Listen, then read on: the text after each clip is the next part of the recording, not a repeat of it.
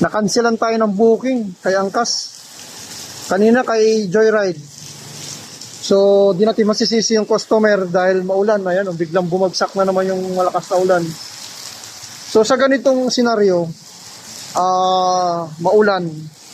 So, mahirap kumuha ng mga customer. Naka-auto-accept tayo kay Angkas. So, nakanselan tayo. Nandun na tayo sa pick-up location sa Sheridan South Tower. Biglang nag-cancel yung customer. Kaya tawagan natin, hindi sumasagot. Tapos biglang nag-cancel.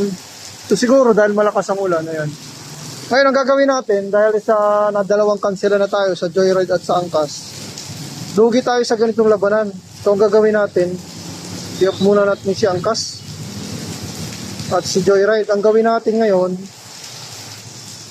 ay maglalamove na lang tayo. At least to, sigurado to. Alright, lugi tayo sa labanan eh. Ayun, may bagong bayan, Mandaluyong, banata natin to.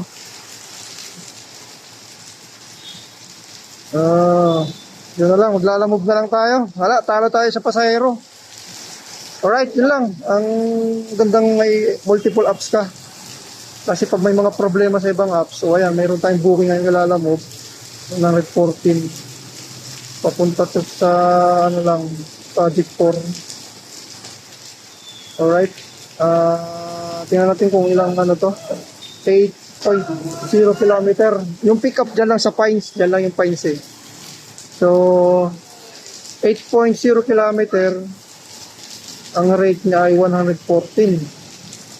So kung natin kung magkano pa kakilala ko ay maulan, 114 divide 8.5, 13.41 pesos. Okay na. Tingnan natin kung mahanapan namin kanya kasabay ito. Sorry sir, cancel ko na, sobrang lakas ng ulan. Nag-message naman yung sa Angkas. Pero ganun talaga, ano tayo magagawa? Karapatan ng customer yun. Kasi maulan nga, mababasa sila.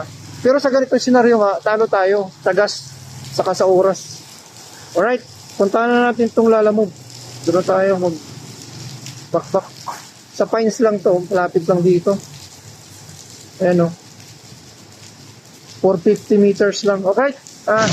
Alright, andito na tayo sa Pines Peak Tower 1. Antayin natin bumaba si ma'am.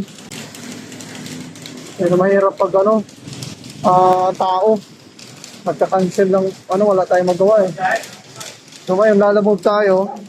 Sure ang biyahe. Tayo yung magka-cancel, hindi pasahero, hindi customer. Antayin natin bumaba si ma'am. So sana masabayan natin ito.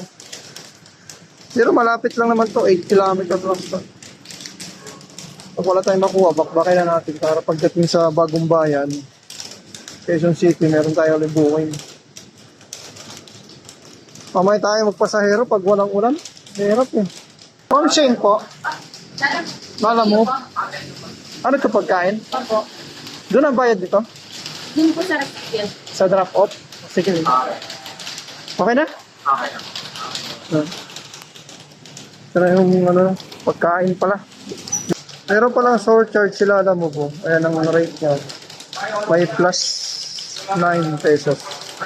Ulan kasi. Minsan naman 40 pesos, 60 pesos. Depende sa layo.